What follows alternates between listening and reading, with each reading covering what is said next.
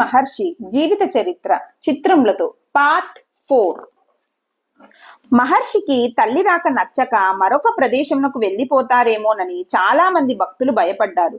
కానీ ఆ విధంగా జరగలేదు. మహర్షి ఇతర స్త్రీలతో మాట్లాడతారు కానీ అమ్మతో మాట్లాడేవారు కాదు.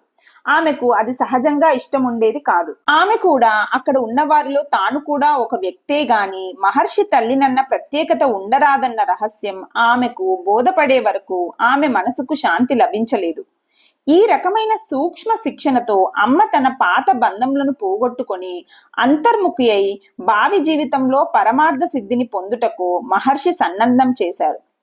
స్నాన పానాది విషయములలో ఆచారమునకు పట్టుదలగా సాధించటమే మతసారం అన్న విపరీత భావములను అమ్మ నుండి తొలగించి ఆమె యొక్క ఆంతరంగిక జీవితం వృద్ధిపరచడం కోసం మహర్షుల వారు ఆధ్యాత్మిక మార్గ ప్రవర్తనల ద్వారా తగిన బోధలు కథలు చెప్పి వాటిని వివరించడం ద్వారా ఆమెకు సాధనలో సహాయం చేసేవారు.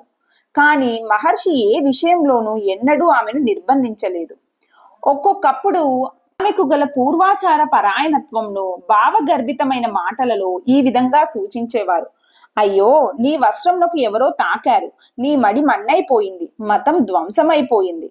అవును, ఈ ఉల్లిగడ్డ, ఈ ములక్కాడ ఇవన్నీ మోక్ష సాధనలకు పెద్ద ఆటంకములే. అమ్మ జీవితంలో చివరి 6 సంవత్సరములు ఈ విధంగా గడిచిపోయినవి.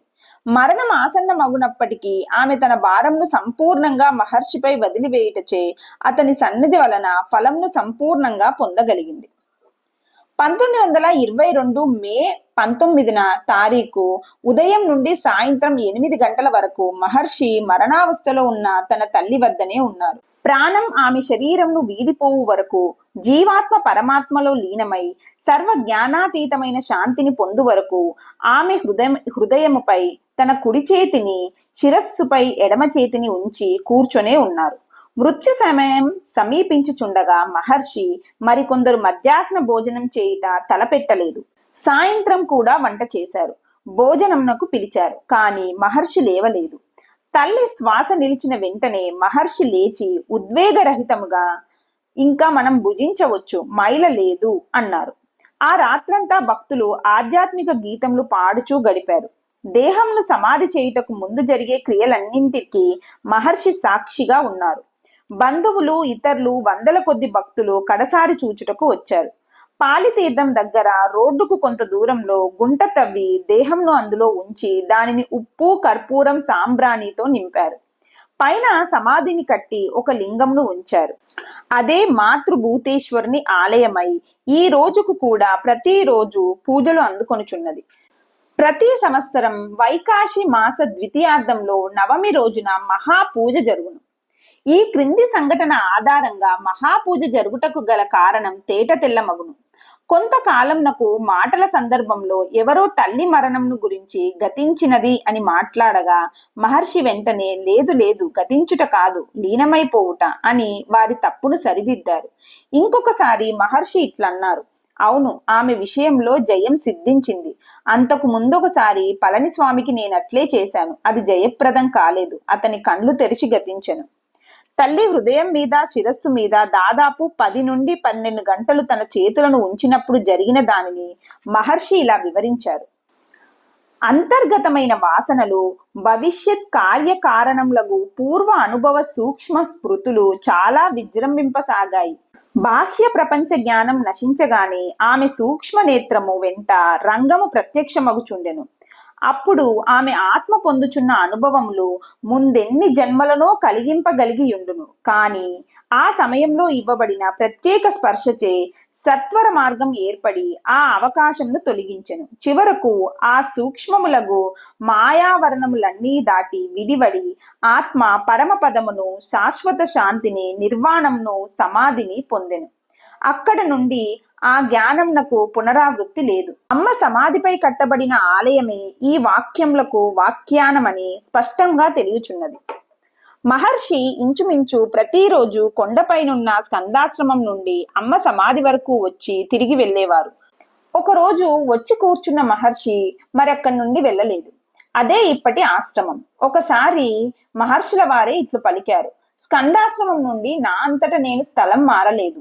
ఏదో ఒక శక్తి నన్ను ఇక్కడ నిలిపింది. నేను అనుసరించాను. అది నా ఇష్టం చేత స్వేచ్ఛ చేత కాదు. అది పరేచ్ఛ. ఇష్టం ఇతరులది, భగవంతునిది. అప్పటి నుండి మహర్షి జీవితంలో క్రమక్రమంగా ఒక క్రొత్త మార్పు ఏర్పడసాగెను. వారి బోధలు ప్రభావం వేగముగా విదేశముల వరకు వ్యాపింపసాగెను. విదేశముల నుండి భారతదేశం నలువైపుల నుండి భక్తులు ఎక్కువగా రాసాగిరి. మహర్షి మొదట అక్కడ ఉండటం మొదలు పెట్టినప్పుడు లింగంను కప్పుతూ ఉన్న కుటీరం తప్ప మరేమీ లేకుండెను. త్వరలోనే దగ్గరలో మరికొన్ని పూరిన్లు చుట్టూ ఏర్పడెను. మహర్షి ప్రతిరోజు ఎక్కువ భాగం నివసించిన హాలుయే మొట్టమొదటి పెద్ద కట్టడము. అది కట్టుటకు ముందు ఆశ్రమవాసులు ఒక దుస్సంఘటనను ఎదుర్కోవలసి వచ్చెను. ప్రతిరోజు కానుకలతో వచ్చే యాత్రికులను చూసి ఆశ్రమంలో ఎక్కువ సొత్తు లభిస్తుందని తలచి ముగ్గురు దొంగలు 1924 జూన్ 26వ తేదీ రాత్రి 11:30 గంటలకు మహర్షి మిగిలిన వారు పడుకున్న తర్వాత అర్ధరాత్రి దొంగతనం చేయుటకు వచ్చారు. మహర్షి ఉన్న కుటీరంలోని గాజు కిటికీ తలుపులు బ్రద్దలు చేయగా సంగతి గమనించిన మహర్షి ఇక్కడ ఏమీ విలువైనవి లేవని లోపలికి వచ్చి కావలసినవన్నీ తీసుకొని పోవచ్చునని చెప్పారు. తలుపులు తెరిచి ఉన్నవి. కానీ వారు లోపలి వెళ్ళుటకు ప్రయత్నించకుండా కిటికీ చట్రంను తొవ్వి తీయుట ప్రారంభించారు. ఆశ్రమవాసులు కొందరు కోపగించి వారిని చావగొట్టవలనని తలిచి తగిన శక్తి కలిగి ఉండి మహర్షి అంగీకరించకపోవటంతో ఏమీ చేయలేకపోయారు. దొంగల పని దొంగలను చేయనివ్వండి. మన ధర్మం మనం వదలవద్దు. వారికి ఇష్టం వచ్చినట్లు వారిని చెయ్యనివ్వండి. అనుభవించుట సహించుట మన పని. వారి పనిలో మనం జోక్యం కలిగించుకొనరాదు అని మహర్షి చెప్పారు. అందువలన ఆశ్రమవాసులు దొంగలతో కావలసినవి తీసుకొని వెళ్ళవచ్చునని, అల్లరి పనులను చేయవద్దని చెప్పారు. కానీ దొంగలు వారి పద్ధతిని విడువక గుడిసెలన్నింటికీ నిప్పు అంటిస్తామని బెదిరించారు. రహస్యంగా దొంగిలించడం వారికి అలవాటు. యజమానులు చూస్తుండగా దొంగిలింపలేరు కదా. వారి తలపు తెలిసిన మహర్షి అటువంటి పనులు చేయవద్దని, తాము బయటకు వెళ్తామని వారితో చెప్పారు. దొంగలకు అది నచ్చెను. లోపల ఒక విశ్వాసము గల ముసలి కుక్క ఉన్నది. అది జబ్బుతో ఉండుటచే దొంగలకు అపాయం ఏమీ చేయదు. కానీ దొంగల వలన దానికి కలుగు కష్టమునకు గ్రహించి మహర్షి కరుప్పన్ అనే పేరు గల కుక్కను సురక్షితమైన స్థలంనకు తీసుకొని వెళ్ళమని ఒక శిష్యునితో చెప్పి తాను మరి ముగ్గురితో కలిసి బయటకు వచ్చారు. వారు బయటకు వచ్చినప్పుడు పెద్ద దెబ్బలే తినవలసి వచ్చెను. మహర్షి ఎడమ తొడపై పెద్ద దెబ్బ తగిలెను. వారు నిలిచి, మీకు తృప్తి కలిగినచో రెండవ కాలి మీద కూడా కొట్టవచ్చును అన్నారు. ఇతరులకు ఎంతటి కష్టమైనను కలిగించుటకు వెనుకాడని దొంగలకు ఇప్పుడేమి చేయాలో తోచలేదు. ఆ కొట్టేవానికే మరల దెబ్బ వేయుటకు సంకోచం కలిగింది. ఆశ్రమవాసులందరూ దగ్గర ఉన్న ఒక గుడిసెలో కూర్చున్నారు. దొంగలు లాంతరు కావెలనని అడిగారు. మహర్షి ఇవ్వమని ఆశ్రమవాసులకు చెప్పారు. ఒక యాత్రికుని దగ్గర నుండి తీసుకున్న 6 రూపాయలతో కలిపి దొంగలు దోచుకున్నదంతా కలిపి 10 రూపాయలు విలువ మించిలేదు. ఆశాభంగం చెందిన దొంగలలో ఒకడు కర్ర ఎత్తి మహర్షిని బెదిరిస్తూ నీ డబ్బెక్కడ దాచావని అరిచెను. మేము సాధువులం, భిక్షాటన చేత జీవిస్తున్నాం, ధనం తమ వద్ద లేదని మహర్షి వారితో చెప్పారు. ఆ మాటలను నమ్మని దొంగలు మరల వెతుకుట ప్రారంభించారు. అప్పుడు మహర్షి శిష్యులతో మీ గాయముల గురించి ఆలోచించమని చెప్పారు. స్వామి సంగతేమిటి అని అడిగిన రామకృష్ణకు స్వామికి పూజ బాగానే చేశారు అన్న మహర్షి హాస్యోక్తులే జవాబు.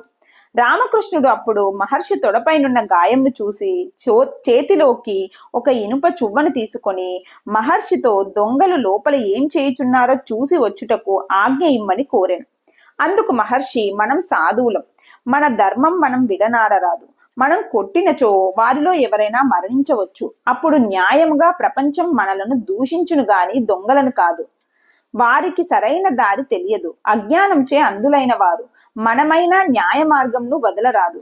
ఎప్పుడైనా నీ దంతంలో హఠాత్తుగా నీ నాలుకను కొరుకును. అందుకోసం నీవు నీ దంతములను రాలగొట్టుకుందువా అని చెప్పారు. దొంగలు రాత్రి సుమారు 2 గంటల సమయంలో వెళ్లిపోయారు. తర్వాత పోలీసులు వారిని కనిపెట్టి శిక్షించారు. తాము దొంగల కోసం ఆశ్రమం వదిలి బయటకి వెళ్ళుటకు ముందు మహర్షి కుటీరంలో జబ్బుపడిన కుక్కను సురక్షితంగా తరలించమని ఆజ్ఞ ఇవ్వడం వారి సహజ ప్రేమను వెల్లడి చేయుచున్నది. మహర్షి మనుషులతో సమానంగా కుక్కలను, ఆవులను, పిల్లులను, కోతులను ఆదరించేవారు.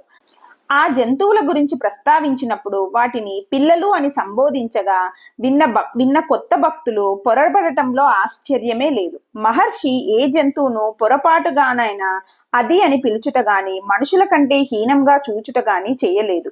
అంతేకాదు, ఆశ్రమంలో ఉన్న వారెవరూ జంతువులను క్రూరంగా చూచుటకు వీలు లేదు. మహర్షి తరచుగా ఆ శరీరంలో ఏ జీవాత్మలున్నవో, ఏ కర్మను పూర్తి చేయుటకై అవి మన వద్దకు వచ్చినవో మనకు తెలియదు అనేవారు. ఆశ్రమంలోని జంతువులలో ముఖ్యమైంది లక్ష్మి అని పేరు గల ఆవు. ఆమె తల్లి కొన్ని సంవత్సరముల ముందే ఆశ్రమానికి కానుకగా ఇవ్వబడినది. అప్పుడు ఆశ్రమం వారు ఆ తల్లిని ఈ బిడ్డను పోషించే స్థితిలో లేకపోవడంతో వాటి బాధ్యత ఊరిలోని ఒక భక్తునికి ఇవ్వబడినది. ఒకసారి వాటిని ఆశ్రమం దగ్గరున్న పాలితీర్థం దగ్గరకు తీసుకొచ్చారు. అప్పటికే దూడ కొంచెం పెద్దదయ్యింది. ఏదో గూఢమైన జ్ఞాపకం స్ఫురించినట్లు ఆనాటి నుండి నిత్యము దూడ మధ్యాహ్నం భోజన వేళకు క్రమం తప్పక ఆశ్రమంకు రావటం ప్రారంభించింది.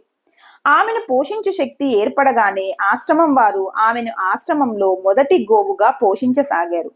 ఆమె కూడా ఎన్నో దూడలను ఆశ్రమంకు ఇచ్చుచుండెను. ఆ దూడలలో చాలా వరకు మహర్షి జయంతి రోజునే ఖచ్చితంగా జన్మించేవి. లక్ష్మి పూర్వజన్మలో కీరపాటి అనగా తోటకూర అవ్వ అని చెప్పుటకు కారణం లేకపోలేదు. ఆ కీరపాటి ఏకాంతవాసి. స్వామి కొండ మీద ఉన్నప్పుడు ఆయనకు ఏదైనా తినుటకు ఇవ్వటం ఆమెకు సంతోషం. ఆమె ఆకుకూరలను కోసి తెచ్చి, కావలసిన వస్తువులను భిక్షగా అడిగి తెచ్చి, తాను నివసించుచున్న పర్వతం మీద ఒక గుడిలో ఒక మూల వంట చేసి స్వామి వద్దకు తీసుకువెళ్ళేది. కొంచెం ఆకుకూర తెచ్చాను తీసుకోండి అని చెప్పేది. అప్పుడు ఆమె మాట కొంత ప్రార్థనాపూర్వకంగా, కొంత ఆజ్ఞతో కూడినదిగా ఉండేది. కూర కొంత ఎక్కువగా ఉన్నను స్వామి ఏమీ అనకుండా స్వీకరించారు. ఒక్కొక్కప్పుడు మహర్షి ఆమె ఉండు ప్రదేశంకు వెళ్లి కూర తరిగి వంటలో సాయపడేవారు. కొన్నేళ్ల క్రిందట ఆమె మృతి చెందెను. ఆమె దేహము ఆశ్రమం దగ్గరే సమాధి చేయబడినది. ఆశ్రమంలో విశాలమైన గోశాలలో లక్ష్మికి నివాసం ఏర్పాటు చేయబడినది. ఆమె ఆశ్రమంలో చేరిన తర్వాత చాలా మంది ఆవులను ఆశ్రమంకు కానుకగా ఇచ్చేవారు. గోలక్ష్మి పరిస్థితులను ఆకలింపు చేసుకునేది. గోశాల కట్టుట ప్రారంభించిన రోజు ముహూర్తానికి కొంత సమయానికి ముందు కట్లు తెంచుకొని మహర్షి ఉన్న గుహలోకి ప్రవేశించిన లక్ష్మిని అందరూ బలవంతంగా బయటకు తరుముటకు చూశారు. మహర్షి అందుకు, లక్ష్మి నన్ను గోశాలకు ఆహ్వానించడానికి వచ్చింది, దాన్ని తరమకండి అంటూ గోలక్ష్మిని అనుసరించారు. ప్రతిరోజు లక్ష్మి మహర్షుల దర్శనం తప్పక చేసుకొనును. తన ఎదుట గాని తనతో గాని ఏమి చెప్పినను చక్కగా గ్రహించును. తన గొప్పతనం తనకు తెలిసినట్లు గంభీరంగా ప్రవర్తించును. తనను ఎవరు చులకనగా చూచినను ఆమె సహించదు. తిరస్కారంగా చూచే వారితో ఏ పనిని ఆమె పెట్టుకోదు. గోలక్ష్మి 1948 జూన్ నెల 18వ తారీఖున మహర్షి పక్కన ఉండగా శాంతంగా నిర్వాణం చెందింది. భగవాన్ హాలుకెదురుగా ఆమెను గౌరవపూర్వకంగా సమాధి చేశారు. మహర్షి స్వయంగా ఆమె నిర్వాణము గురించి వ్రాసిన పద్యమును ఆమె సమాధి రాతిపై చెక్కించారు. అంతేకాక గోలక్ష్మి యొక్క శిల్పంకు చెక్కించి ఆమె సమాధిపై ప్రతిష్ఠించారు. మహర్షి ఇప్పటి ఆశ్రమంకు వచ్చిన తర్వాత జంతువుల సంఖ్య తగ్గింది. కొండ మీద ఉన్నప్పుడు కుక్కలు, కోతులు ప్రాముఖ్యం ఎక్కువగానే ఉండేది. అవి భగవాన్కు నేర్పురులై సహచరులుగా మసలేవి. చిన్న కరుప్పన్ అనే పేరు గల కుక్కను గురించి మహర్షి ఇలా వర్ణించారు. ఇతడు గొప్ప నియమం గల వ్యక్తి. మేము విరూపాక్ష గుహలో ఉన్నప్పుడు ఏదో నల్లగా నడిచి వెళ్తుండేది. అతని వైరాగ్యం ఎంతో దృఢమైనదిగా తోచేది. ఒక్కరితో కూడా జోక్యము లేదు. పరులను దగ్గరికే రానివ్వదు. అతని స్వాతంత్రమును, వైరాగ్యంను గౌరవించి మేము అతని స్థలం వద్ద కొంత ఆహారం వదిలి వెళ్లేవారం. ఒకరోజు మేము పైకి వెళ్చున్నప్పుడు కరుప్పన్ హఠాత్తుగా దారికి అడ్డం వచ్చి తోకను ఆడిస్తూ నాపై దుమికింది. అంతమందిలో తన ప్రేమను చూపుటకు నన్నే ఎంచుకోవడం ఆశ్చర్యమే. ఆ కరుప్పన్ అప్పటి నుండి ఏకాంతవాసం వదిలి ఆశ్రమంలో ఒకడిగా మాతో ఉండసాగిను. అతడు ఎంతో ఆదరాభిమానములు కలిగి ఉండేవాడు.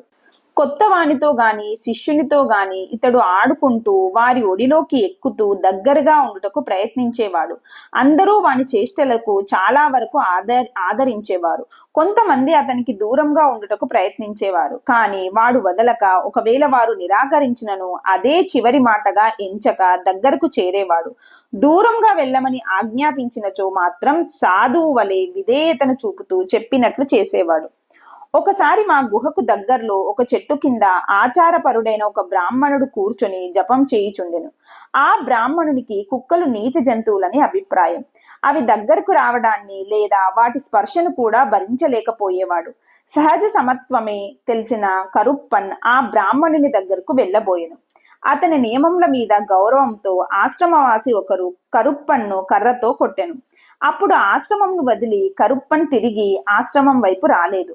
తనకు అగౌరవం జరిగిన చోట తిరిగి వచ్చుటకు అతడు అంగీకరించేవాడు కాదు. మరొక చిన్న కుక్క ఆశ్రమాస్తులలో ఒకరు తనను తిట్టుటచే శంకర తీర్థంలో పడెను. 5 నిమిషములలో అతని శవము నీటిపై తేలుచుండెను. ఇంకొక విచిత్రమైన కుక్క కమల. మహర్షి దానితో ఈ కొత్త వారిని తీసుకొని వెళ్ళి అన్నీ చూపించిరా అని చెప్పినంతనే కమల వారిని పర్వతం చుట్టూ ఉన్న ప్రతి విగ్రహం వద్దకు, తటాకం వద్దకు, గుహలకు తీసుకొని వెళ్ళి చూపించి మరల తీసుకొని వచ్చేది. జాన్ అనే మరో కుక్క మహా తపస్వి. సాధారణంగా భగవంతుని ప్రసాదము గాని మరొకటి గాని తనకిచ్చిన దాన్ని నియమిత సమయంలోనే తినును. తక్కిన సమయంలో శాంతముగా గడుపుచు మహర్షి నివాస స్థలమునకు దగ్గరగా ఉన్న చిన్న గుహలో నివసించుచుండెను.